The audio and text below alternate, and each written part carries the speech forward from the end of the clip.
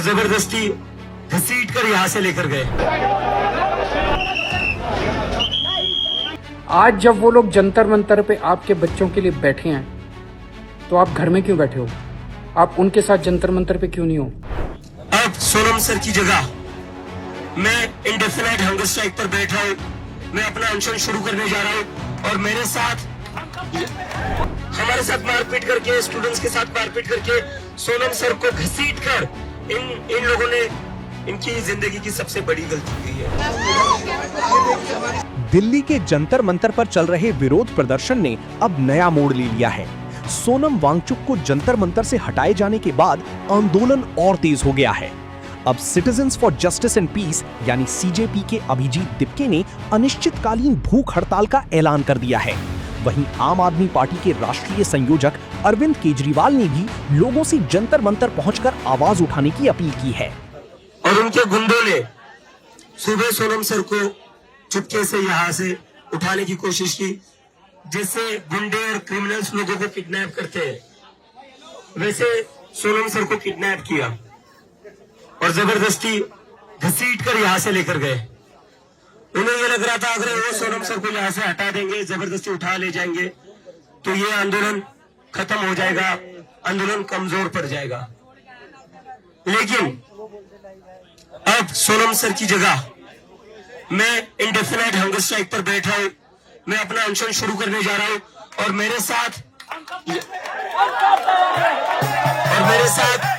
यहाँ पर हमारे स्टूडेंट्स और साथी है, नेहा है, मनीष है, वो लोग अमीन, हमाद, ये सारे लोगों की हंगर स्ट्राइक पहले दिन से जारी है और मैं भी अपना इंडेफिनाइट हंगर स्ट्राइक शुरू कर रहा हूँ आज से।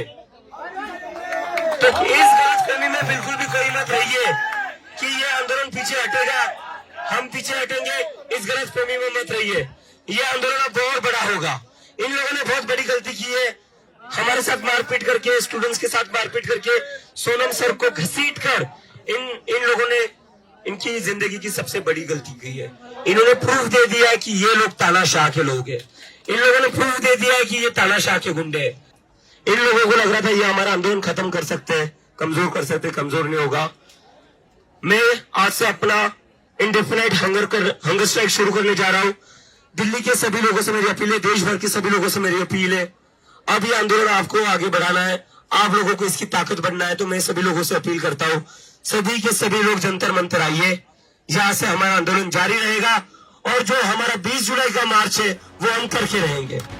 अभिजीत दीपके का कहना है कि ये लड़ाई सिर्फ एक व्यक्ति की नहीं बल्कि लोकतांत्रिक अधिकारों और शांतिपूर्ण विरोध की भी है। उनका आरोप है कि जिस तरह सोनम वांगचुक को प्रदर्शन स्थल से हटाया गया, उससे लोगों में नाराजगी बढ़ी है। इसी विरोध के तहत उन्होंने अनिश्चितकालीन भूख हड़ताल शुरू करने का फैसला लिया है। इसी बीच आम आदमी पार्टी के राष्ट्रीय संयोजक अरविंद केजरीवाल भी इस मुद्दे पर खुलकर सामने आए हैं। सोनम वांगचुक सिस्टम को ठीक कराने के लिए अनशन पे बैठ गए। सोनम वांगचुक के घर में कोई बच्चा अफेक्टेड नहीं है, वो अपने लिए अनशन पे नहीं बैठे, वो आपके बच्चों के लिए अनशन पे बैठे हैं। अब मैंने सुना उनके बाद अभिजीत दिपके अनशन पे बैठ गया।